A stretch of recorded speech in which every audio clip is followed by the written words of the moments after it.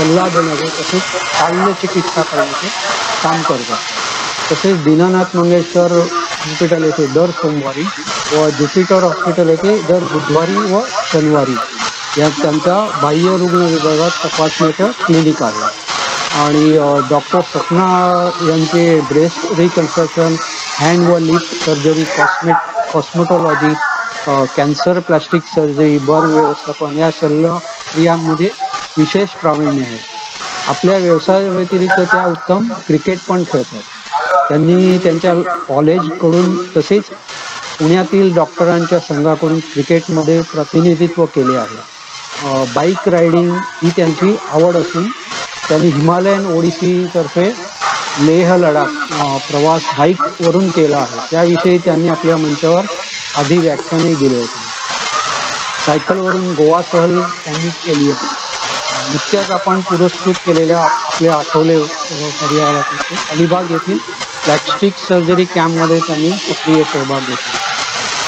तर आज ते आपल्या सामान्यांसाठी त्यांना म्हणजे प्लॅस्टिक सर्जरी फक्त विषयावरती काही माहिती नाही, तर त्याबद्दल त्या प्लास्टिक सर्जरी या विषयाबद्दल याची संवाद. डॉक्टर सपना, मी आपल्याकडे उत्तर देतो. पुढील सुरू करा. नमस्कार. मला ॲक्च्युली प्लास्टिक सर्जरी या विषयावर तुम्ही बोलण्यासाठी संधी दिली याबद्दल मी आठवले परिवाराचं आभार मानते. आणि हा योगायोग आहे की आपला world international plastic surgery day 15 जुलै म्हणून सेलिब्रेट केला जातो. तर त्या निमित्तानं आम्ही पूर्ण आठवडाभर प्लास्टिक सर्जरीचे कॅम्प आणि विविध कार्यक्रम घेत असतो आणि पेशंटला मार्गदर्शन आणि सवलतीच्या दरात ऑपरेशन्स असं आमचे विविध कार्यक्रम प्लास्टिक सर्जरीच्या या वीकच्या निमित्तानं असतात. आणि आपल्या लेक्चरची नेमकी तारीख ह्या आठवड्यात सुरुवातीला आल्यामुळे मला खूप आनंद होत आहे की या निमित्तानं प्लास्टिक सर्जरीची माहिती ही सर्वसामान्यांना पण कळावी. आणि प्लास्टिक सर्जरी ही फक्त ॲस्थेटिक सर्जरी नसून त्याच्या बाकीच्या काय काय सबस्पेशालिटीज आहेत आणि डे टू डे लाईफमध्ये आम्ही काय काय ऑपरेशन्स करतो हे सगळ्यांना कळलं. तर त्या ब्रांचला एक माझा खारीचा वाटा आहे की त्या ब्रांचचं लोकांपर्यंत काम पोहोचवण्याचं. तर आता आपण हे लेक्चर चालू करू. ह्याच्यात मी प्लास्टिक सर्जरीच्या जनरल ऑपरेशन्सचा आढावा घेतला आहे आणि काही ऑपरेशन्सचे फोटो बरेचसे मी ह्याच्यातनं काढून टाकले की जे सगळ्यांना बघता येणार नाहीत किंवा बघितल्यानंतर भीती वाटू शकते. त्याच्यामुळे मी अगदी नॉमिनल फोटो ठेवले तरी कोणाला त्या थोडंफार रक्त बघून किंवा थोडेफार ऑपरेशनचे फोटो बघून थोडी भीती वाटायची शक्यता नाकारता येत नाही. सो आजचं लेक्चर आहे सामान्यांसाठी असलेली प्लास्टिक सर्जरी. आता बरेच वेळा प्लास्टिक सर्जरीच्या ओपीडीत पेशंट आल्यानंतर सगळ्यात पहिला प्रश्न आमचा असतो पेशंटचा असतो की प्लास्टिकचं काही बसवणार आहेत का. या प्रश्नाचं उत्तर देऊन आम्ही थकलो आहे. त्यामुळे प्लास्टिक सर्जरीची डेफिनेशन काय आहे आणि हा प्लास्टिक हा शब्द कुठून आला. तर प्लास्टिक सर्जरीची डेफिनेशन म्हणजे एखादा अवयव शरीराचा हा बर्थपासून किंवा कुठल्या disorder, trauma, infection, Burns, cancer ह्याच्यामुळे खराब झालेला असेल तर तो आपल्याला खराब झालेला ऑर्गन दुरुस्त करता येतो किंवा परत बनवता येतो काढून टाकलेला पार्ट. तर या प्रोसिजरला आपण प्लास्टिक सर्जरी म्हणतो. ही एक ब्रांचची कन्सेप्ट आहे. सो अवयवाशी रिलेटेड म्हणजे न्यूरो सर्जरी कसं ब्रेन रिलेटेड असते, heart surgery, cardiac surgery heart related असते, तसं plastic surgeon head to toe सगळे ऑर्गन्सवर ऑपरेट करत असतो आणि कुठलेही ऑर्गन खराब झाले तर तो रिप्लेस करू शकतो किंवा नवीन तसं ऑर्गन बनवू शकतो. सो हा प्लास्टिकोज हा शब्द ग्रीक भाषेतनं तयार झाला. याचा मूळ अर्थ टू मोल्ड असा आहे आणि प्लास्टिक सर्जरीचा अर्थ आहे की कुठलाही डिफेक्ट भरून काढणं. तो सेकंड प्रश्न आपला असा असतो की प्लास्टिक सर्जरी म्हणजेच कॉस्मेटिक सर्जरी का. तर कॉस्मेटिक सर्जरी ही प्लास्टिक सर्जरीचा एक 10 ते 20% भाग आहे. 80% भाग हा प्लास्टिक सर्जन्स रिकन्स्ट्रक्टिव्ह सर्जरीसाठी करत असतात. त्याचा अर्थ असा आहे की कुठला पार्ट खराब झाल्यानंतर तो रिस्टोरेशनसाठी परत बनवता येतो. ह्याच्यासाठी रिकन्स्ट्रक्टिव्ह सर्जरी हा प्लास्टिक सर्जरीचा सगळ्यात मेन कट आहे. आणि कॉस्मेटिक सर्जरी ही प्लास्टिक सर्जरीची सब ब्रांच आहे. पण प्लास्टिक सर्जरी म्हणजेच कॉस्मेटिक सर्जरी का फक्त, तर तसं नाही आहे. तर आपण बरेच सारे एक्झाम्पल्स आता पुढे बघूया. कॉस्मॅटिक सर्जरी व्यतिरिक्त प्लास्टिक सर्जरीच्या काय सबस्पेशालिटीज आहेत, तर हँड आणि ब्रॅकियल प्लेक्सस सर्जरीज म्हणजे हाताच्या सगळ्या शस्त्रक्रिया त्या प्लास्टिक सर्जरीच्या अंडर येतात. नंतर ट्रॉमा मॅनेजमेंट, मॅक्झिलोफेशियल सर्जरीज म्हणजे चेहऱ्याच्या सर्जरीज आहेत त्या प्लास्टिक सर्जरीच्या अंडर येतात. कंजेनाटल अनॉमलीज म्हणजे लहानपणापासून जी जन्मतः आपली व्यंग आहेत त्याला कंजेनाटल अनॉमलीज म्हणतात.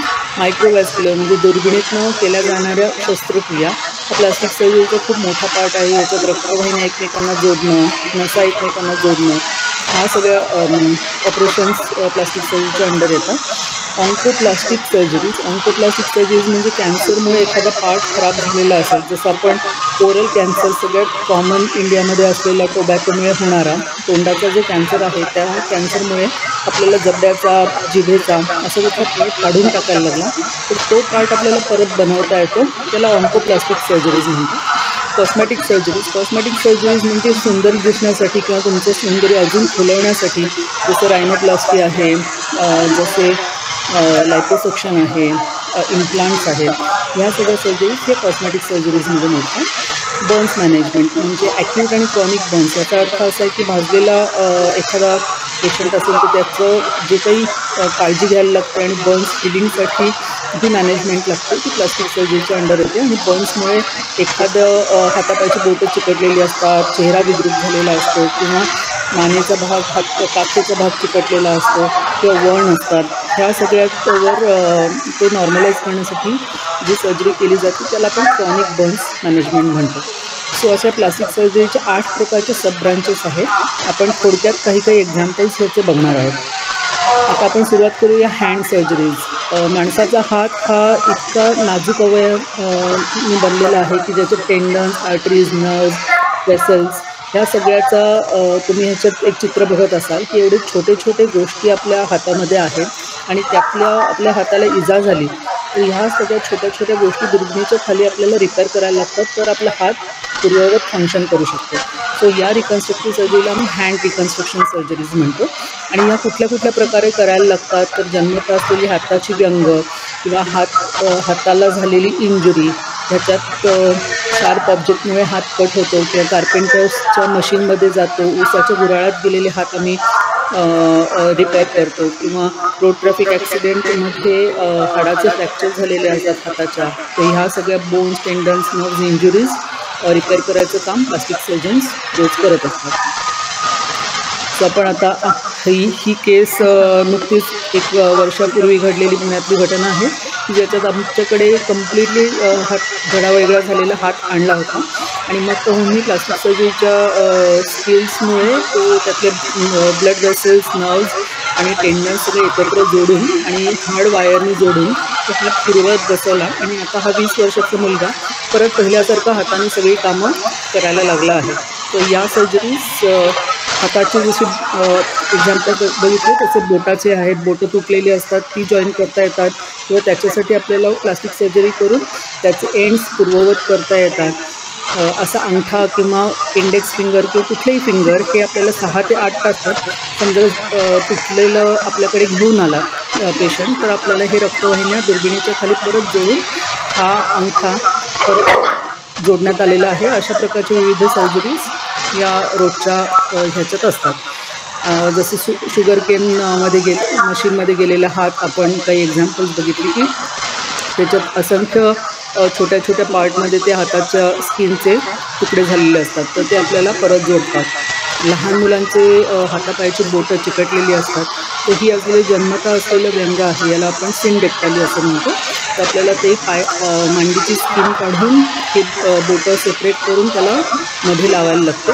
याला स्किन ग्राफ्टिंग असं म्हणतो. म्हणजे खूप कॉमनली माहिती असेल की प्लास्टिक सर्जरीमध्ये एका ठिकाणची स्किन काढून ती दुसरीकडे वापरली जाते आणि तो ऑर्गन आपल्याला स्किन ग्राफ्ट करून तिथे एक्स्ट्रा त्वचा लावता येते. तर ही सिनडेक्टाली रिलीज करून स्किन ग्राफ्टिंग केल्याचं एक्झाम्पल आहे. मग मायक्रोवॅस्क्युलर सर्जरीज म्हणजे आर्टरीज, नर्व्स इंजुरीज झाल्या आहेत, थ्रॉम्बोसिस झालं आहे किंवा नर्व्ह पॅरालिसिस झालेले आहेत तर ह्या सगळ्या गोष्टींवर आपल्याला प्लास्टिक सर्जरी करून ते पूर्ववत बनवता येतात. खूपच कॉमन आपण एक्झाम्पल बघितलं असेल प्लास्टिक सर्जरीचं, मायक्रोवेस्क्युलर सर्जरीचं, की एबी फिशुला.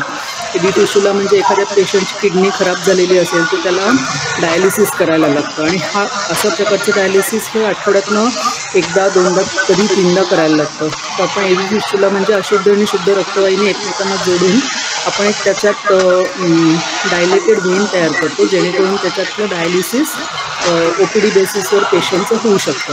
सो या सर्जरीज खूप मोठ्या प्रमाणात प्लास्टिक सर्जरीच्या अंडर, एस्पेशली दीनानाथ मंगेशकर रुग्णालयात आम्ही करतो.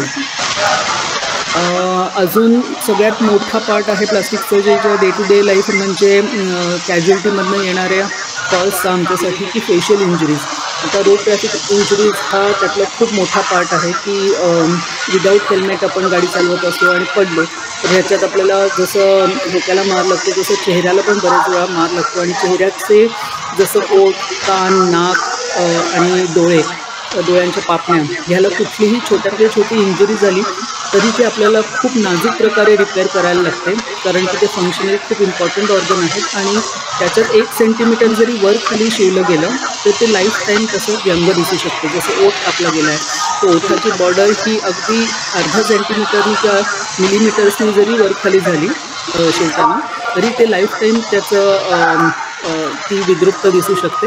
त्याच्यामुळे हे सगळे जे नाजूक अवयव आहेत ते प्लास्टिक सर्जरीच्या साहाय्याने आपल्याला अगदी नाजूक आणि दुर्बिणीच्या साहाय्याने त्याचे लँडमार्क्स बरोबर जोडायला लागतात. सो काही एक्झाम्पल्स मी दाखवलेली आहेत. जसं हे मॅन्डिबल फ्रॅक्चर आहे, त्याला तोंडाच्या आतनं आपल्याला वायरिंग करून जोडायला लागतं. फेशियल इंजुरीज आहेत ज्याच्यात डोळ्याला, ओठाला, आयब्रोला, आयलिडला मार लागून ते आपल्याला पूर्ववत करता येतं.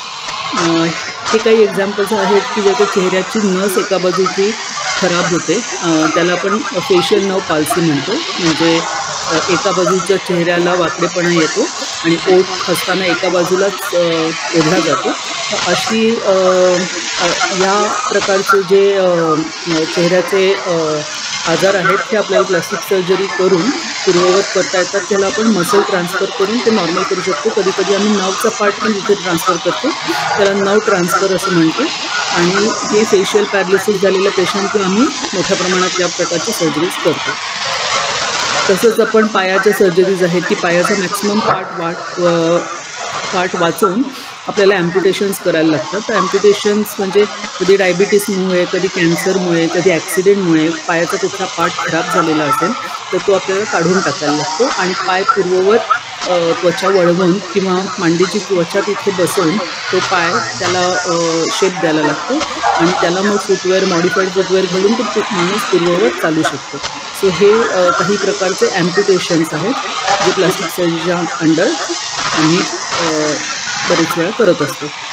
हे एखादं एक्झाम्पल आहे, याला म्हणतात हत्ती रोग. हत्ती रोग म्हणजे लिम्फेडिमा. एका बाजूचं लिम्फॅटिक, जसं अशुद्ध रक्त शुद्ध रक्तवाहिनी असते तशी लिम्फॅटिक्स नावाची रक्तवाहिनी असते जी शरीरातून लिम्फ पोचवत असते पायाकडून वरच्या बाजूला. हातापायात सगळीकडेच लिम्फॅटिक्स असतात. त्या लिम्फ नोडमध्ये लिम्फ ड्रेन करतात. कधी काही कारणाने कॅन्सरमुळे किंवा जन्मता किंवा फायलेरियासिस नावाचा डास चावल्यामुळे जो आजार होतो त्याच्यात हे हत्ती रोग होऊन पायाचा साईज हा मोठा होतो. हा मोठा झालेला पायाचा साईज आपल्याला पाय परत पूर्ववत बनवता येतो, आणि ते प्लास्टिक सर्जरीचं टेक्निक वापरून आपल्याला हा पायाचा साईज छोटा करता येतो. सो याला लिम्फेडिमा सर्जरीज किंवा हत्ती रोगावर केली जाणारी उपाययोजना म्हणतात. तसंच सगळ्यात कॉमन आजकाल आपण बघतो व्हेरिकोज व्हेन्स. व्हेरिकोज व्हेन्स म्हणजे पायाच्या शिरा या अत्यंत फुगलेल्या असतात. कधी कधी ह्याच्यातनं प्रचंड रक्तस्राव होऊ शकतो, किंवा ज्यांचा खूप जास्त लॉंग स्टँडिंग उभं राहून जॉब आहे तर अशा वेळेस एखाद दोन वाल्व त्यातल्या व्हेनमधल्या निकामी होऊ शकतात, आणि त्याच्यामुळे रक्तवाहिनीवर दाब येऊन ती रक्तवाहिनी फुगू शकते, आणि त्याच्यात व्हेरिकोसिटी डेव्हलप होते, म्हणजे रक्तवाहिन्या नागमोडी होतात. तर ह्या रक्तवाहिन्यांचं ऑपरेशन आता आम्ही अत्याधुनिक पद्धती म्हणजे लेझर पद्धतीनं करतो, ज्याला आपल्याला कुठेही कट न घेता हे ऑपरेशन अगदी डे केअर बेसिसवर करता येतं. तर हे व्हेरिकोज व्हेन्स लेझर ट्रीटमेंट म्हणतो आपण त्याला. नंतर आपण अजून काही एक्झाम्पल बघूया की प्लास्टिक सर्जन खूप वेळा ऑर्थोपेडिक सर्जनबरोबर एकत्र काम करायला लागतं. परत सगळ्यात मोठा इंडियामध्ये प्लास्टिक सर्जरीचा पार्ट आहे रोड ट्रॅफिक ॲक्सिडेंटमध्ये ऑर्थोपेडिक सर्जनबरोबर जे काम करायला लागतं त्याच्यात आपल्याला हातापायाची हाडं आहेत जी फ्रॅक्चर झाली आणि हाडाचा पार्ट कुठल्या ठिकाणी उघडा पडला किंवा टेंडांचा पार्ट उघडा पडला किंवा मोठ्या प्रमाणात स्किन ही पायावरनं निघून गेली किंवा एखादं गाडीचं चाक पायावरनं गेलं असेल तर अशा ठिकाणी पायाच्या मसल्सला इंजुरी झालेली असते आणि ते आपल्याला रिपेअर करायला लागतं किंवा रिप्लेस करायला लागतं. तर अशा प्रकारे बरेच वेळा आम्ही आता आपण एक एक्झाम्पल बघूया की हे ऑर्थोपेडिक सर्जनबरोबर हाडाचं फ्रॅक्चर आणि त्याच्याचबरोबर आम्ही दुसऱ्या पायाची स्किन वळवून त्या पायाला लावलेली आहे कारण त्या पायाची स्किन मोठ्या प्रमाणात गाडीचं चाक दिल्यामुळे ती खराब झाली होती. तर अशा प्रकारे आपल्याला दुसऱ्या ऑर्गनची स्किन किंवा फ्लॅप किंवा रक्तवाहिनी काढून त्या पायाला आपल्याला पूर्ववत बनवायला लागते. अशा प्रकारचे कॉम्प्लिकेटेड सर्जरीज आम्हाला रोज ऑर्थोपेडिक सर्जनबरोबर काही ना काही करायला लागतात especially for road traffic accidents. नंतर अजून एक आपण पार्ट बघूया कंजनाटल अनोमलीज. कंजनाटल अनोमलीज म्हणजे परत आपण बघितलं जन्मता असलेली लहान मुलांच्यात असलेली व्यंग. तर याच्यातली सगळ्यात कॉमनेस्ट एक्झाम्पल आपण बघितलं तर ते आहे क्लेफ्ट लिप अँड पॅलेट म्हणजे दुभंगलेला ओठ आणि टाळू. दुभंगलेला ओठ आणि टाळू हे जन्मता असलेलं व्यंग आहे ज्याच्यात ओठात गॅप असतो आणि टाळ्यामध्ये पण टाळूला पण गॅप असतो ज्याच्यामुळे आपल्याला नॉर्मल आपण बाळाला भरवलं तर ते नाकातनं बाहेर येऊ शकतं. बाळाला ब्रेस्ट फिडिंग बरेच वेळा घेता येत नाही किंवा बोलायला लागल्यानंतर त्याचे शब्द आणि हे प्रॉब्लेमॅटिक असतात. तर ह्या प्रकारच्या ज्या सर्जरीज आहेत ह्या प्लास्टिक सर्जरी करून आपण ते व्यंग दुरुस्त करू शकतो. सो हे असे काही एक्झाम्पल आहेत की या बाळाच्या दोन्ही बाजूला दुभंगलेला ओठ आणि टाळू होतं आणि मग त्याचा आम्ही 2 स्टेजमध्ये ऑपरेट करून ते बाळ पूर्ववत होतं. हे जसं आपण लिपचं बघितलं तसं टाळ्याचं छेद असलेल्या काही बाळांचे एक्झाम्पल आहेत की त्याला टाळ्याला होल असतं. असे होल पण आपल्याला रिपेअर करता येतात. काही बाळांना हे सिस्ट म्हणतो मेनिंगोमायलोसिस की ब्रेनच्या कनेक्शन असलेलं मोठं सिस्ट जन्मता असतं. तर तेही आपल्याला न्यूरोसर्जन प्लास्टिक सर्जन एकत्र येऊन हे असे ऑपरेशन्स करतात. त्याच्यानंतर काही लोकांना जन्मता कान नसतो किंवा कानाचा पाळी नसते तो कानाच्या पाळीचा अर्धाच पार्ट असतो. तर अशा वेळेस आपल्याला छातीच्या रिप कार्टिलेजचा काही पार्ट घेऊन तो कान आपल्याला पूर्ववत तयार करता येतो. ह्याला आपण मायक्रोशिया किंवा कान बनवण्याचं प्लास्टिक सर्जरी म्हणतो. सो जन्मता असलेले स्किनचे जे व्यंग आहेत हे आपल्याला प्लास्टिक सर्जरी करून ते पूर्ववत करता येतात. आता आपण काही एक्झाम्पल्स बघू ऑन्कोप्लास्टिक सर्जरीची. ऑन्कोप्लास्टिक सर्जरी म्हणजे कॅन्सर झाल्यानंतर तो पार्ट आपल्याला स्किन असो ओरल कॅव्हिटी असो किंवा ब्रेस्टचा असो तो काढून टाकायला लागतो आणि त्या जागी प्लास्टिक सर्जरी करून तो नवीन पार्ट आपल्याला तिथे बनवता येतात. जसं आपण हे एक्झाम्पल आहे तोंडाचा कॅन्सर झाला असेल तर तो तोंडाचा कॅन्सरमध्ये एखादा जबड्याचा पार्ट एक 4-5 सेंटीमीटरचा जबड्याचा पार्ट काढून टाकायला लागला तर आपण पायाच्या हाडाचा जबडा तयार करून आपण त्या पेशंटला जबड्याचं हाड परत देऊ शकतो.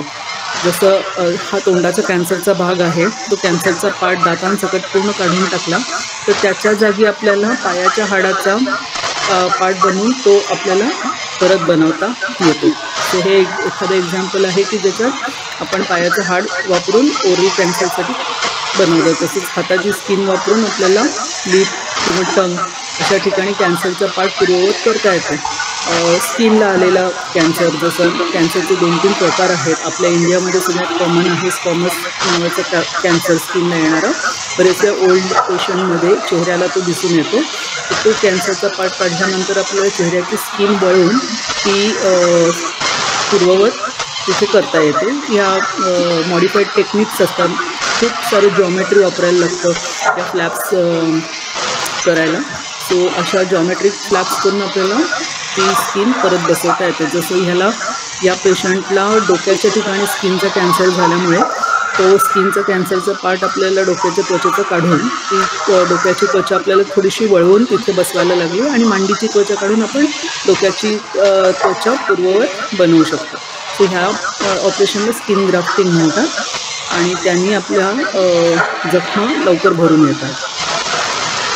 सो जसं बटक डिफेक्ट म्हणजे आता बेड सोर होतो, बऱ्याच वेळा ओल्ड एज पेशंट असतात किंवा कॅन्सर बेड रिडन पेशंट असतात किंवा काही आजारांनी व्हेंटिलेटरवर असलेले पेशंट असतात. सो हे व्हेंटिलेटरवर बरेच दिवस एका पोझिशनमध्ये राहिल्यानंतर किंवा काही न्यूरोलॉजिकल प्रॉब्लेमनंतर बेड रिडन झाल्यानंतर जे पेशंट असतात तर त्यांना आपल्याला पाठीच्या किंवा मागच्या कमरेच्या खालच्या भागाला बेड सोर होऊ शकतो. बेड सोर हा प्रेशर पॉईंट्समुळे होतो की तिथलं प्रेशर ऑफलोडिंग न झाल्यामुळे होणारा हा अल्सर आहे. तर या अल्सरला आपल्याला प्लास्टिक सर्जरी करून बंद करता येतं. तर या प्रकारची प्लास्टिक सर्जरी आपण प्रेशर सोर किंवा नॉन हिलिंग अल्सरसाठी खूप मोठ्या प्रमाणात केली जाते. नंतर बर्न्स रिकन्स्ट्रक्शन. बर्न्स रिकन्स्ट्रक्शन ह्याच्यात भाजलेल्या रुग्णांची दोन्ही प्रकारे आपल्याला काळजी घ्यायला लागते की एक तर रॉ सरफेस एरिया असतो, जेव्हा भाजलेला रुग्ण असतो त्याच्या पर्सेंटेजप्रमाणे आपल्याला ठरवायला लागतं की त्या पेशंटला OPD बेसिसवर मॅनेज होणार आहे का आपल्याला ॲडमिट करून त्याला ट्रीटमेंट द्यायला लागणार आहे. ह्याच्यात आपल्या 15 ते 20% सरफेस एरिया भाजला असेल तर त्याच्याहून जास्त भाजलेल्या पेशंटला आपल्याला 100% ॲडमिशन करायलाच लागतं. पुण्यात असे 3-4 मोठे बर्न्स सेंटर आहेत ज्याच्यात आपण हे ॲडमिशन्स करतो आणि 10 ते 20% असेल तर OPD बेसिसवर पण ह्याचं मॅनेजमेंट होतं.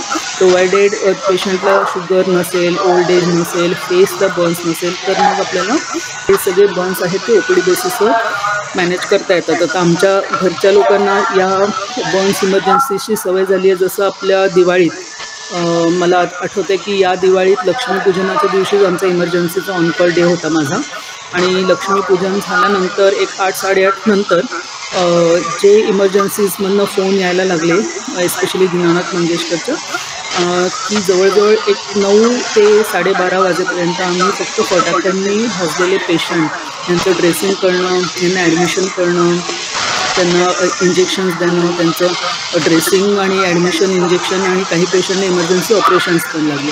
तर हे लक्ष्मीपूजनाची पूर्णच रात्र माझी हॉस्पिटलमध्ये गेली. सो हे बर्न्स इमर्जन्सीज म्हणजे याच्यात आता आपण काही एक्झाम्पल बघू. हे झाले फटाक्याचे बर्न्सचं मी तुम्हाला काही एक्झाम्पल सांगितले आणि सध्या आता पुण्यात जसं जून-जुलैमध्ये परत शाळा चालू झाल्या आहेत आणि त्याच्यावर आता मी पेपरमध्ये एक लेख पण लिहिला आहे की शाळा चालू झाल्यानंतर एक एपिडेमिक आल्यासारखं येतं लहान मुलांच्या सर्दी खोकल्याचं की शाळा सुरू म्हणजे मे-जूनपर्यंत. आता माझ्या पण घरात 2 मुलं आहेत तर आम्ही मे-जूनमध्ये अजिबात इन्फेक्शन नाही किंवा काही सर्दी खोकला नाही आणि जशी शाळा चालू होईल तसं परत सर्दी खोकल्याचं एक सगळ्यांना लहान मुलांना झालं की मोठ्यांना झालं की सिनियर सिटिझन्सला असं एक एपिडेमिक सर्दी खोकल्याचं यायला लागतं. आणि बऱ्याच वेळा बरेच पॅरेंट्स मी बघितलं की त्यांना वाटतं की वाफ दिल्यामुळे आपल्या मुलाला लवकर बरं वाटेल. पण अशा म्हणजे वाफ दिल्याने फार तर फार थोडाफार नाक उघडं होईल जे तुम्ही नेझल ड्रॉप्सनी पण करू शकता. पण वाफ दिल्याचा एक दुष्परिणाम असा बघितला गेला आहे की त्या लहान मुलाचं लक्षण असतं किंवा अगदी छोटी मुलं असतात त्यांना गरम पाण्याची काय काळजी घ्यावी कळत नाही. तर अशा ह्याच्यात गडबडीत ते गरम पाणी आपल्या अंगावर सांडू शकतं किंवा लहान मुलाच्या अंगावर सांडू शकतं. आणि असे आत्ता मागच्या महिनाभरात मी जवळजवळ 4 ते 5 पेशंट ॲडमिट केले होते 15 ते 20% बर्न्सनी की ज्यांच्या अंगावर फक्त गरम पाणी वाफ घेताना पडलं आणि ते ॲक्सिडेंटल बर्न्स म्हणून ॲडमिट झाले. सो मला अजून एक अवेअरनेस म्हणून सांगावंसं वाटतं की हे गरम पाण्याची वाफ जशी सर्दीसाठी काम करते तसं त्याचे दुष्परिणाम पण आहेत. त्यामुळे प्लीज त्याची काळजी घ्या किंवा शक्यतो टाळा गरम पाण्याची वाफ घेणं. सो असे बर्न्सचे पेशंट आले तर याला आपल्याला स्पेशल एक कोलॅजन ड्रेसिंग करायला लागतं जेणेकरून पेन फार लवकर कमी होतं आणि हे बर्न्सचा सरफेस एरिया असतो हा 8 ते 10 दिवसात भरून जातो. सो हे काही एक्झाम्पल आहेत हे दिवाळीचे. आपण हिरनळे किंवा काय म्हणतात त्याला पाऊस ज्याला म्हणतो तर ते फटाके अचानक फुटल्यामुळे जे चेहऱ्यावर त्याचे वाफ झालेले बर्न्स आहेत हे कधीकधी डोळ्याला आणि तोंडाच्या त्वचेला फार हानिकारक होऊ शकतात. तर हे सगळे पेशंटचे बर्न आपण ट्रीट करतो. काही पेशंट्सला बर्न्समुळे स्किन आकसली जाते, अडकून बसते, खेचली जाते, मान कधीकधी नेकला चिकटलेली असते. आत्ताच आपण प्लास्टिक सर्जरीचं कॅम्प घेतला अलिबागला तेव्हा कितीतरी रुग्ण असे आले होते की जेणेकरून आम्हाला ते भाजलेली मान जी अटकलेली आहे ती सोडवायला लागली आणि आपण ह्याच्यासाठी स्किन ग्राफ्टिंग म्हणजे मांडीची त्वचा काढून तिथे मानेला लावायचं ऑपरेशन्स करण्यात आलं आहे. सो हे पोस्ट बर्न्स मायक्रोशिया म्हणजे तोंडाचं ओपनिंग खूप छोटं झाल्यामुळे बर्न्स झाल्यामुळे आपल्याला तोंडच उघडता येत नाही, जेवण करायला घास तोंडात पूर्ण जाऊ शकत नाही. तर अशा वेळेस आपल्याला प्लास्टिक सर्जरी करून ते तोंडाचं ओपनिंग सोडवायला लागतं. काही एक्झाम्पल्स आहेत जे हात अखडलेले असतात, काही काखेत चिकटलेले असतात, तर त्याला आपण सोडून स्किन ग्राफ्टिंग करायला लागतं. हेच लहान मुलांचे काही बर्न्स आहेत की या लहान मुलाचा रांगत त्यांनी चुलीतलं लाकूडच पकडलं, त्याच्यामुळे पूर्ण हात भाजला गेला होता आणि त्याचा हात चिकटला होता. तर आम्हाला 2 ते 3 स्टेजेसमध्ये त्याचे फिंगर्स सेपरेट करून मांडीचं कातडं त्याला लावून प्लास्टिक सर्जरी करून त्याला स्ट्रेट करता आलं. तसेच हे काही स्किन ग्राफ्टिंगचे एक्झाम्पल्स आहेत. आता आपण बरेचसे प्लास्टिक सर्जरीचे एक्झाम्पल्स बघितले आणि आता माझं मोठ्या प्रमाणात काम एक ब्रेस्ट रिकन्स्ट्रक्शनवर पण आहे. ब्रेस्ट रिकन्स्ट्रक्शन हे आपण मॅलिग्नन्सीमध्ये म्हणजे कॅन्सर झाल्यानंतर आधी एक 8 ते 10 वर्षापूर्वी किंवा 20 वर्षापूर्वी हा पूर्ण ब्रेस्टचा पार्टच काढून टाकायचे, ज्याला आपण मॅस्टेक्टॉमी म्हणायचो. आणि आता आधुनिक काळात आपण पूर्ण ब्रेस्टचा पार्ट बरेच पेशंटला काढायला लागत नाही, कारण की ब्रेस्टचे कॅन्सर पण थोड्या अर्ली स्टेजला डिटेक्ट व्हायला लागले आहेत. तर आपण ह्याला ब्रेस्ट कॉन्झर्वेटिव्ह म्हणजे ब्रेस्टचा अवयव वाचवून पण आपल्याला कॅन्सरचा पार्ट काढून टाकता येते. अशा 2 प्रकारे आपण ऑपरेशन केले जातात. पूर्ण ब्रेस्ट काढून टाकल्यानंतर त्या स्त्रीचा एक व्यंग निर्माण झाल्यासारखं होतं तिच्या शरीरात. त्याच्यामुळे आम्ही आता मोस्ट ऑफ द पेशंट्स की 30 ते 50 वयोगटातले पेशंट आहेत, वर्किंग पेशंट आहेत. पूर्वीच्यासारखं त्यांचं साडी वगैरे असे ड्रेसिंग स्टाईल नाही आहे, नॉर्मल पंजाबी ड्रेस किंवा शर्ट टॉप असे घालणारे जनरेशन आहे.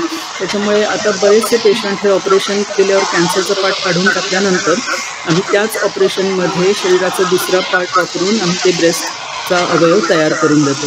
तर ह्याला आम्ही ब्रेस्ट रिप्लेसमेंट सर्जरी म्हणतो. जसं कॅन्सर झाल्यानंतर गुडघा खराब झाल्यानंतर जसं आपण गुडघा नी रिप्लेसमेंट म्हणतो, तसं कॅन्सरमुळे ब्रेस्ट खराब झाला असेल तर ब्रेस्टचा अवयव काढून टाकल्यानंतर ब्रेस्ट रिप्लेस करता येते. कशी करता येते तर 2 प्रकारे. अँजेलिना जोलीला ब्रेस्ट कॅन्सर एक जीन असतं, ब्रॅका जीन म्युटेशन डिटेक्ट झाल्यामुळे तिने दोन्ही बाजूचे ब्रेस्ट ग्लँड काढून टाकले आणि त्याला ब्रेस्ट प्लास्टिक सर्जरी करून ब्रेस्ट रिकन्स्ट्रक्शन केलं. आणि अँजेलिना जोलीसारख्या व्यक्तीने हे केल्यामुळे आणि ते सगळीकडे तिने त्याचा ओपनली सांगितल्यामुळे ह्याचे अवेअरनेस खूप प्रकारे वाढलेली आहे. एस्पेशली वेस्टर्न पॉप्युलेशनमध्ये तर ऑलमोस्ट एव्हरी पेशंट, जो पण पेशंट आपल्याला मॅस्टेक्टॉमी म्हणजे ब्रेस्ट काढून टाकण्यासाठी पोस्ट केला जातो, त्याला प्लास्टिक सर्जनला कन्सल्टेशन झाल्याशिवाय ते ब्रेस्ट काढायला अलाउड नसतं. अनलेस अँड अंटिल की प्लास्टिक सर्जन कन्सेंट देतो की ह्याचं ब्रेस्ट रिकन्स्ट्रक्शन होऊ शकत नाही किंवा काही अडचणी निर्माण होतील तरच ते रिकन्स्ट्रक्शन केलं जातं. अदरवाईज ऑलमोस्ट सगळ्या पेशंटला प्लास्टिक सर्जरीचं ऑप्शन रिकन्स्ट्रक्शनसाठी दिलं जातं. सो आपल्याला कुठल्या प्रकारे ब्रेस्ट परत बनवता येऊ शकतं तर पाठीचा मसल वापरून, कधी इम्प्लांट वापरून त्याच्याबरोबर, किंवा मग पोटाचा चरबीचा पार्ट असतो तो वापरून आम्ही ब्रेस्ट हे पूर्ववत बनवून देतो. त्याच ऑपरेशनमध्ये, ज्या ऑपरेशनमध्ये कॅन्सर सर्जरी असते, म्हणजे for example cancer surgery breast काढण्यासाठी 1 ते 1.5 तासाची असते, तर पुढे 1 ते 1.5 तास आम्ही तो ब्रेस्टचा साईज तसाच बनवण्यासाठी वापरतो आणि त्याच प्रोसिजरमध्ये हे होऊन जातं. आता एखादं एक्झाम्पल आपण बघूया की ही पेशंट 35 वर्षाची होती आणि हिला प्रेग्नन्सीनंतर डिटेक्ट झालेला ब्रेस्ट कॅन्सर. जेव्हा बाळ एकदम लहान होतं, तिला रिकन्स्ट्रक्शनचा चॉईस मिळाला नाही, तेव्हा एका बाजूचं ब्रेस्ट पूर्ण काढून टाकलं. किमोथेरपी, रेडिएशन संपलं आणि मग पेशंट आमच्याकडे आले की आता आम्हाला ब्रेस्ट परत बनवता येईल का, आता आम्ही या कॅन्सरच्या आजारातून परत नॉर्मल झालेलो आहे. तर हो, आपल्याला हे ब्रेस्ट परत बनवता येतं. पोटाची चरबी वापरून आम्ही परत ब्रेस्ट तिला बनवून दिलं आणि आता ती पूर्णपणे नॉर्मल सॉफ्टवेअर इंजिनियर म्हणून जॉईन झाली आहे आणि पहिल्यासारखं लाईफ जगत आहे. सो या सगळ्या आपण रिकन्स्ट्रक्शनच्या पार्टच्या सर्जरीज बघितल्या. आता सगळ्यांची उत्सुकता असते प्लास्टिक सर्जरीबद्दल, ते म्हणजे कॉस्मॅटिक सर्जरी. सो कॉस्मॅटिक सर्जरीमध्ये काय सर्जरीज आम्ही रेग्युलरली करतो, तर खूप रेग्युलरली म्हणजे हेअर ट्रान्सप्लांट, ब्लेफरोप्लास्टी म्हणजे डोळ्याची एक्स्ट्रा स्किन जी आलेली आहे त्याला टाईट करायचं सर्जरीला ब्लेफरोप्लास्टी म्हणतात.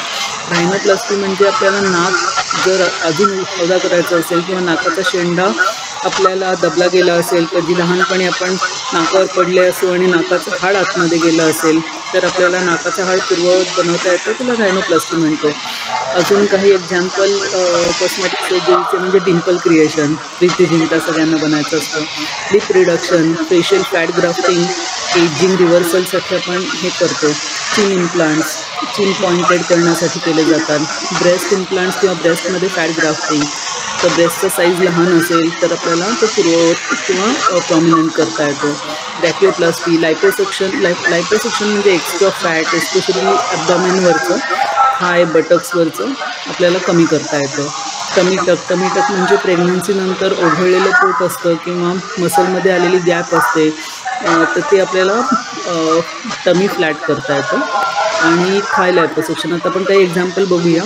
खूप कॉमन एक्झाम्पल म्हणजे स्कार रिव्हिजन, की लहानपणी कधी पडल्यामुळे आपल्या चेहऱ्यावर मोठा वण आला असेल तर तो आपल्याला वण हा प्लास्टिक सर्जरी टेक्निकने स्कार रिव्हिजन करून कमी प्रॉमिनंट करता येतो. जसं हे खड्डे असलेले काही वणच असतात की आपल्या इंजुरीमुळे झालेले व्यंग असतात ते आपल्याला नॉर्मल करता येतात. किलॉइड म्हणजे कानाला टोचल्यामुळे आलेली एक रिॲक्शन, की त्याच्यात आपल्याला मोठा गाठीसारखा प्रकार निर्माण होतो, तर तो आपल्याला कानाचा शेप न खराब करता काढून टाकता येतो. खूप छोटी सर्जरी म्हणजे इयर लोबिल रिपेअर, की कानातलं उघडत कान पूर्णपणे फाटला तर तो आपल्याला रिपेअर करता येतो. नंतर हायपरट्रॉफी स्कार, की आपल्या चेहऱ्याला ॲक्सिडेंटमुळे इन्फेक्शनमुळे काही स्कार्स आले असतील तर ते आपल्याला रिवाईज करता येतात. हेअर ट्रान्सप्लांट हे आम्ही 2 प्रकारे करतो. FUE टेक्निक म्हणजे आपल्या मागच्या बाजूचे केस हे आपल्या पेनसारख्या इन्स्ट्रुमेंटच्या द्वारे आम्ही काढतो आणि त्याचं प्रत्यारोपण पुढच्या बाजूला करतो. ह्याला FUE टेक्निकने हेअर ट्रान्सप्लांट म्हणतात. म्हणजे एक केस काढून एक केस परत रोप जसं आपण लावतो तसं आपल्याला परत आपल्या स्काल्पमध्ये लावता येतं आणि त्यांनी हेअर डेन्सिटी पूर्ववत करता येते. आता ॲक्सिडेंट किंवा बर्न्समुळे एखाद्या पेशंटचं पूर्णपणे स्किन निघून गेली असेल डोक्यावरची, तर तेव्हा स्किन ग्राफ्ट केलं असेल ॲक्सिडेंटच्या नंतर इमिजिएटली, तर आपल्याला त्याची स्किन परत पूर्ववत बनवता येते. त्याला टिश्यू एक्सपांडर टेक्निक म्हणतो. म्हणजे आपण बलून किंवा फुगा स्किनच्या खाली घालून त्याचा साईज हळूहळू वाढवून त्याच एक्स्ट्रा स्किनचं पार्ट वळवून आपल्याला स्किन परत पूर्ववत बनवता येते. हे काही एक्झाम्पल आहेत. ब्लेफरोप्लास्टी म्हणजे ओघळलेली डोळ्याखालची जी त्वचा आहे, ज्यांनी डबल लेअर डोळ्याच्या त्वचेचा बनलेला असतो, त्याच्यामुळे यंग पेशंटला पण कधी हे फॅट ओघळल्यामुळे अगदी एजिंगचा लूक येतो. तो एजिंगचा लूक घालवायचा असेल तर आपल्याला टाईटनिंग करायला लागतं लोअर आयलिडचं, त्याला आपण ब्लेफरोप्लास्टी असं म्हणतो. तसंच रायनोप्लास्टी, नाकाचा पार्ट दबला गेला असेल तर तो आपल्याला नाकाचा शेंडा पूर्ववत बनवता येतो. त्या टेक्निकला रायनोप्लास्टी म्हणजे नोजची सर्जरी म्हणतो. या पेशंटचं एका बाजूचं चेहऱ्याचं फॅट हे जन्मापासूनच कमी होतं, त्यामुळे एका बाजूचा चेहरा दबल्या गेल्यासारखा होता, तर त्याला आपल्याला पोटाचं फॅट काढून लायपोसक्शन करून त्याला फॅटचे इंजेक्शन्स देता येतात. त्याला आपण फॅट ट्रान्सफर असं म्हणतो. हे आता काही एक्झाम्पल्स आहेत की जे आम्ही लायपोसक्शन करून पोटाची चरबी कमी करायचं काम करतो आणि ती चरबी कमी केल्यानंतर कधी आपल्याला ते पोटाची ओघळलेली एक्स्ट्रा स्किन पण टाईट करता येते. त्याला आपण कॉम्बिनेशन म्हणतो tummy tuck with liposuction. Breast aesthetic सर्जरीजचे काही एक्झाम्पल आहेत, जसं फॅट ग्राफ्टिंग, इम्प्लांट्स बरोबर ज्यांना इम्प्लांट्स नको आहेत त्यांना आपण आपलंच लायपोसक्शन करून काढलेलं फॅट हा ब्रेस्टचा असिमेट्री करेक्ट करण्यासाठी वापरली जाते. जसं पुरुषांमध्ये ब्रेस्टचा साईज वाढला असेल तर त्याला आपण गायनेकोमॅस्टिया म्हणतो. तर हा ब्रेस्टचा साईज आपल्याला पुरुषांमध्ये वाढलेला पण कमी करता येतो लायपोसक्शनद्वारे. सो ही गायनेकोमॅस्टियासाठी केली जाणारी लायपोसक्शन ही प्रोसिजर अगदी म्हणजे आत्ताच्या काळात तर खूपच कॉमन झालेली आहे. पोस्ट बेरियाट्रिक म्हणजे वजन 20 ते 25 किलोनी कमी झाल्यानंतर जी स्किन ओघळते ती आपल्याला टाईट करायला लागते, तर त्या प्रकारचे प्लास्टिक सर्जरीचे प्रोसिजर्स येतात. काखेत वाढलेले एक्स्ट्रा ग्लँड आहे ते आपल्याला कमी करायला लागते. कधी काखेतले इन्फेक्शन्स असतात ते आपल्याला फ्लॅपच्याद्वारे काढून रिपेअर करता येतात. सो ह्या सगळ्या आता ॲस्थेटिक सर्जरीच्या कॉम्बिनेशन प्रोसिजर्स पण आम्ही बऱ्याच प्रमाणात करतो. ज्या प्रोसिजर्सला आम्ही ममी मेकओव्हर असं नाव दिलेलं आहे. तर ममी मेकओव्हरमध्ये प्रेग्नन्सी चाइल्डबर्थ नंतर जे breast, abdomen, genitalia, buttocks, thighs, hair, skin ह्या सगळ्यात चेंजेस झालेले असतात. तर बरेच वेळा ह्या प्रोसिजर्स कॉम्बिनेशनमध्ये केल्या जातात. जसं ॲब्डॉमेनमध्ये हर्निया किंवा ओघळलेलं पोट आहे ते टाईट करणं, ब्रेस्ट ओघळलेलं आहे किंवा प्रेग्नन्सीनंतर जे ओघळलेलं ब्रेस्ट आहे ते टाईट करणं, बटक थायचे चेंजेस टाईट करणं, हेअर आणि स्किन त्याच्याबरोबर त्याची थिनिंग झालेलं असतं हेअरमुळे, हॉर्मोनल चेंजेसमुळे. तर हेअर डेन्सिटी वाढवण्यासाठी ट्रीटमेंट देणं आणि तसंच प्रेग्नन्सीमध्ये वांग येतं म्हणतात, त्याला मेलॅस्मा म्हणतात मेडिकल टर्ममध्ये.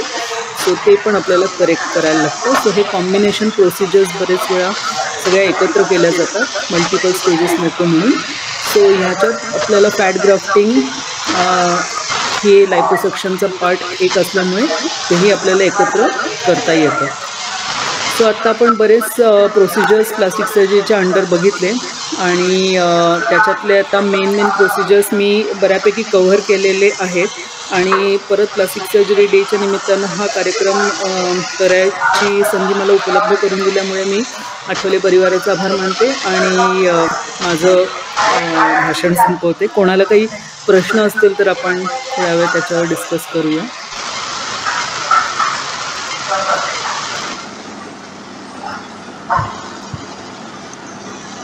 डॉक्टर स्वप्ना, फारच छान होतं आपलं प्रेझेंटेशन. मी ऑइल इंडस्ट्रीमध्ये होतो. हां. तर बरेचदा ॲक्सिडेंटमध्ये कोणाचं बोट तुटतं पायाचं किंवा पाऊल तुटतं. हो. तर त्या केसमध्ये आम्ही ट्रान्सपोर्ट त्याला करतो. जसं लीलावती हॉस्पिटल आहे किंवा नानावती वगैरे. तिथे घेऊन गेल्यानंतर ते बरेचदा म्हणतात की तुम्ही हे बोट योग्य तऱ्हेने आणलं नाही त्यामुळे हे जोडता येणार नाही. त्यासाठी काय प्रिकॉशन्स घ्यायच्या so that whatever limb he has lost, whatever finger he has lost, can be taken safely to the hospital and then it can be again connected back. याच्यासाठी आपल्याला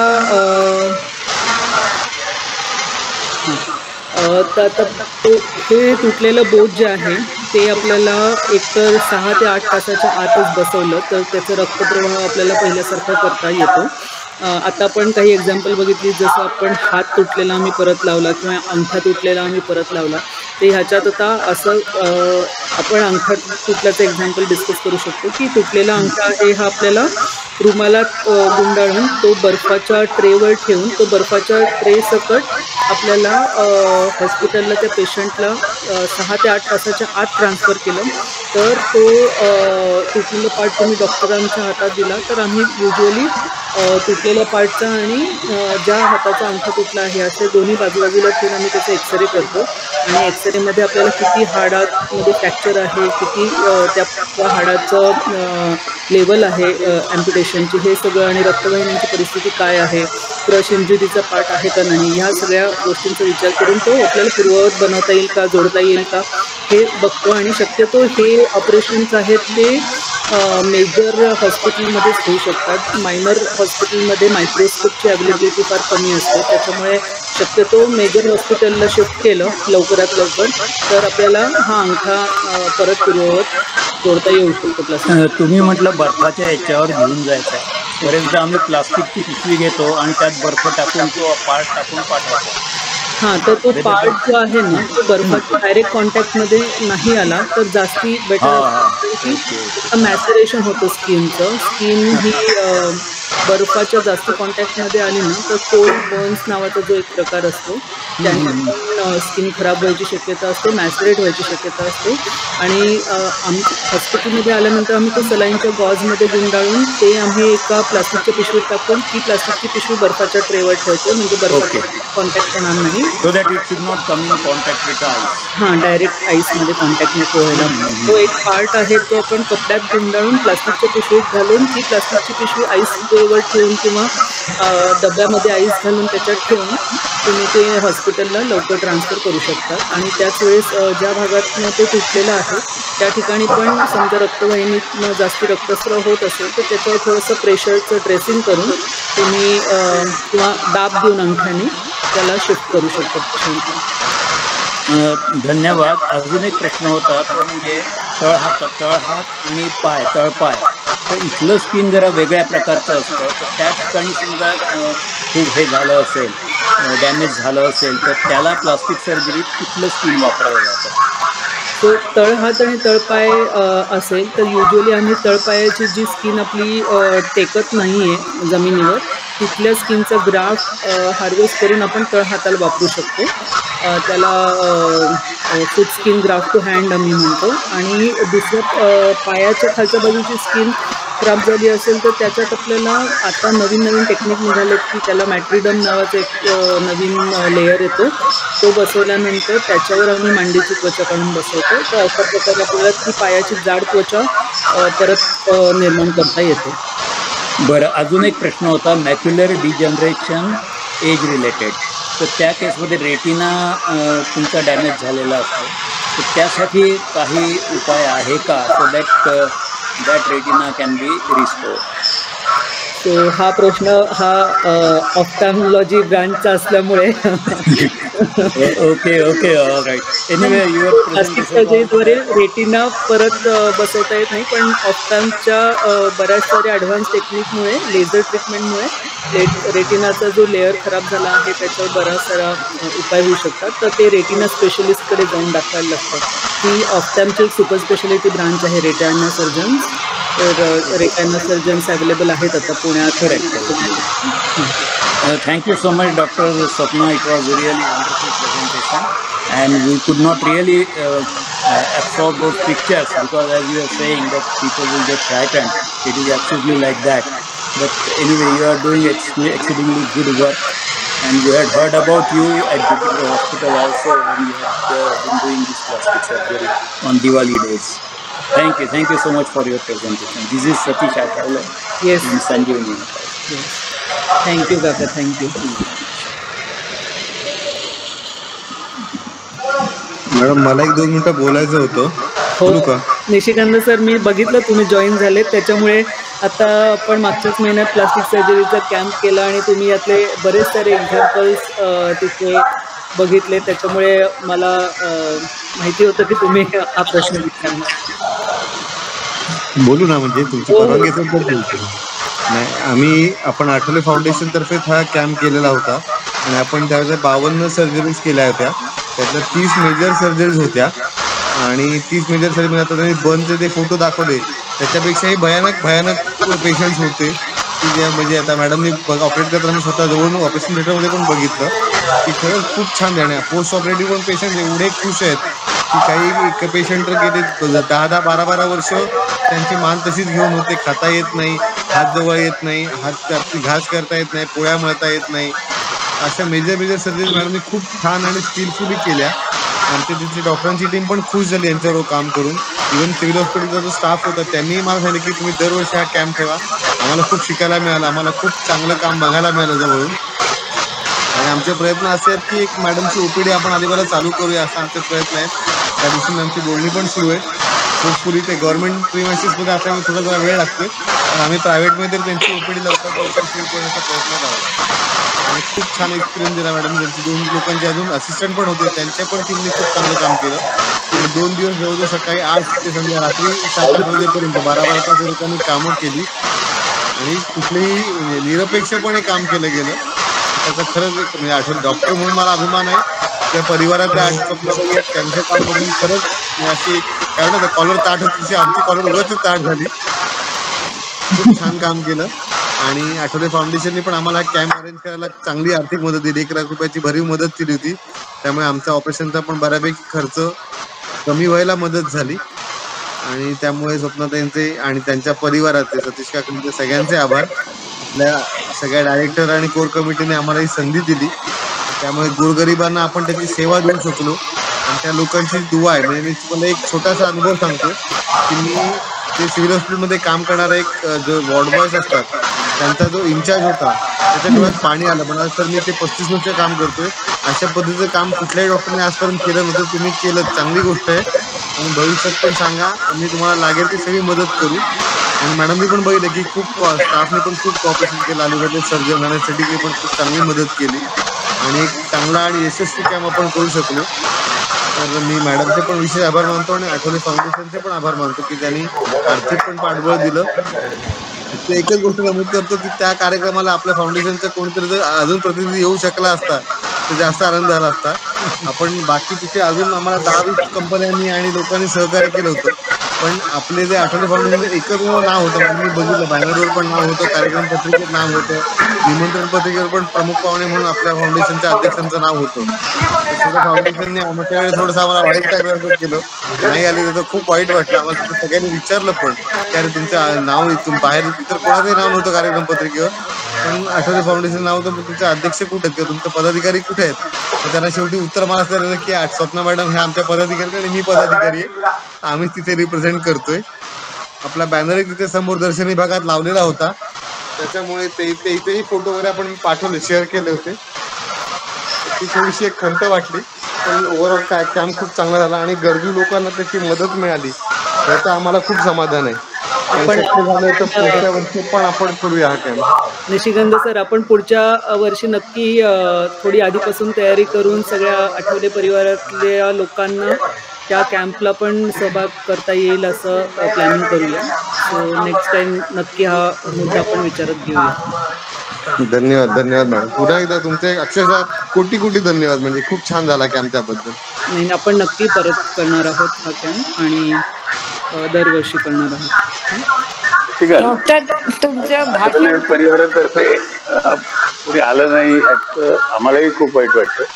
पण दुर्दैवाने त्या दिवशी मला स्वतःला दुसरीकडे जाणं भाग होतं आणि स्वप्न आणि तुम्ही स्वतः सुद्धा डायरेक्टर असल्यामुळे आम्हाला एक असं वाटलं की आपले नाहीतरी रिप्रेझेंटेटिव्ह तिथे आहे तर बाकीच्यांनी यायची गरज नाही, पण ही चूक पुढच्या वेळेस कधी होणार नाही याची दक्षता आम्ही घेऊ. कसं आहे का सुजी काका, तेव्हाचा काळ असा होता, इलेक्शनचा काळ होता, त्याच्यामुळे त्यांनी आम्हाला स्थानिक इतर कोणाला बोलवू नका हे नाही. आली नागावातून 50 लोक यायला तयार होती, पण मी कोणाला तिथे बोलवलं का नाही की तिथे सिव्हिल हॉस्पिटलमध्ये मी स्वप्ना मॅडमला सांगितलं डिटेल काय काय झालंय, कसा कॅम्प झाला तो.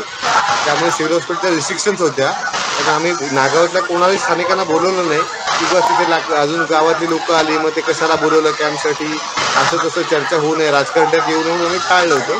म्हणून फक्त आपल्या आठवले फाउंडेशनतर्फे कोणी आलं असतं, अध्यक्ष आले असते किंवा अजून सेक्रेटरी आले असते, आनंद झाला असता. ठीक आहे, हरकत नाही. कॅम्पच्या यशस्वीतेपुढे ते सगळं आम्ही मिसळून गेलो, तरी त्याचा आहे शल्य मात्र नक्की आहे. पुढच्या वर्षी आपण प्लॅनिंग चांगलं करूया. अजून कोणाला काही प्रश्न विचारायचे आहेत का? प्लास्टिक सर्जरी विषयावर काही प्रश्न असतील तर आपण घेऊया. येस डॉक्टर, तुमचं व्याख्यान खूपच छान झालं, छान माहिती मिळाली. माझा एक प्रश्न असा आहे की जे हेअर ट्रान्सप्लांट केलं जातं यंग मुलांमध्ये, ज्यांना बाल्डनेस येतो समोरच्या बाजूला, तर जेवढे ट्रान्सप्लांट केले तो म्हणजे त्यांनी हेअरची डेन्सिटी वाढते का? जेवढे ट्रान्सप्लांट केले तेवढेच वाढतं म्हणजे केस येतात त्या ठिकाणी? सो आपल्याला पुढच्या बाजूला केसाची डेन्सिटी वाढवायची असेल तर आपल्याला हेअरलाईन पण ॲडव्हान्स करता येते किंवा हेअरलाईन रिक्रिएट करता येते, जे मागच्या बाजूला सरकलेली असते बाळीमुळे. तर आपल्याला हेअरलाईन रिक्रिएट करता येते आणि ती डेन्सिटी जी आपण दिलेली आहे, फॉर एक्झाम्पल आपण 1000 केस ट्रान्सप्लांट केले तर 1000 ट्रान्सप्लांट केलेले केस आहेत, तर त्याची डेन्सिटी मेंटेन करण्यासाठी बरेच वेळा आपल्याला मेंटेनन्स ट्रीटमेंट घ्यायला लागते. त्याच्यात काही स्वरूपाचे हेअर ऑइल आहेत, काही टॅबलेट फॉर्ममध्ये आहेत आणि हे मेडिसिन किंवा PRP थेरपी म्हणून आहे. आपल्या शरीरातले ग्रोथ फॅक्टर्स आपण काढून महिन्यातनं एकदा PRP थेरपीला पण पेशंटनी परत यावं असं काही स्केड्यूल असतं. तर हे हेअर ट्रान्सप्लांट केलं म्हणजे आपलं सगळं काम झालं असं नाही आहे, तर त्याच्यासाठी बराचसा मेंटेनन्सचा पण नंतरचा काळजीचा पार्ट घ्यायला लागतो आणि मेंटेनन्स तुम्ही जितकं घ्याल तितकं ते हेअर ट्रान्सप्लांट केलेल्या ट्रान्सप्लांटेड केसांची डेन्सिटी टिकून राहते. सो नुसतं ट्रान्सप्लांटवर भागत नाही, तर त्याच्यानंतर जो मेंटेनन्सचा पार्ट आहे, वर्ष 2 वर्ष 5 वर्ष जोपर्यंत तुम्हाला डेन्सिटी पाहिजे तोपर्यंत काही स्वरूपात तुम्हाला मेडिसिन्स घ्यायला लागतात. Okay okay thank you doctor. Thank you. खूप छान झालं पण सगळेन थँक्स.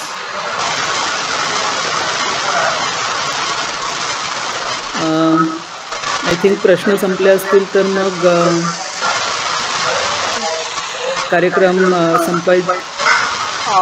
एक मिनिट आहे. स्वप्नील आभार कोण मानणार आहे? काका प्रशांतजीच करणार आहेत.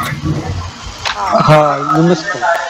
हा मला वाटतं कोणाचे आता प्रश्न नसावेत ते अजून विचारू शकता. मला एक छोटासा प्रश्न आहे.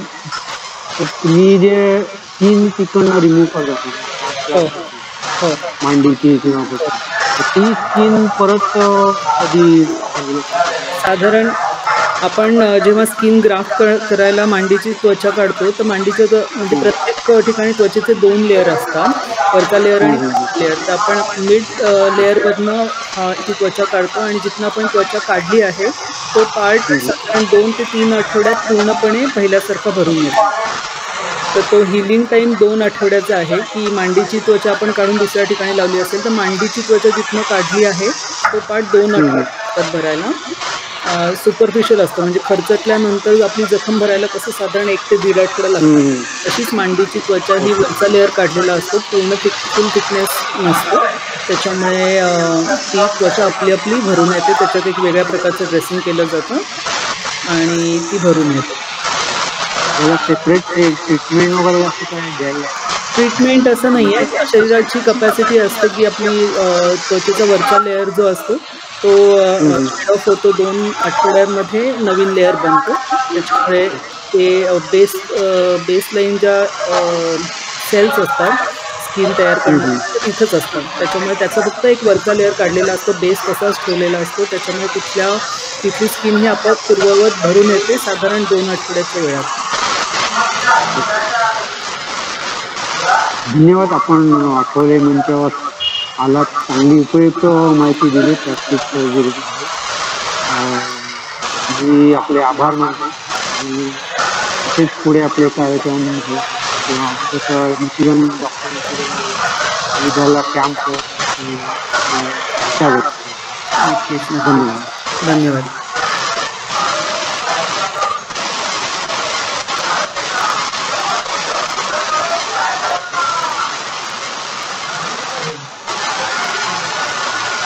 थांबूया आपण इथे. चालेल. हा कार्यक्रम संपूया. शुभरात्री. शुभरात्री.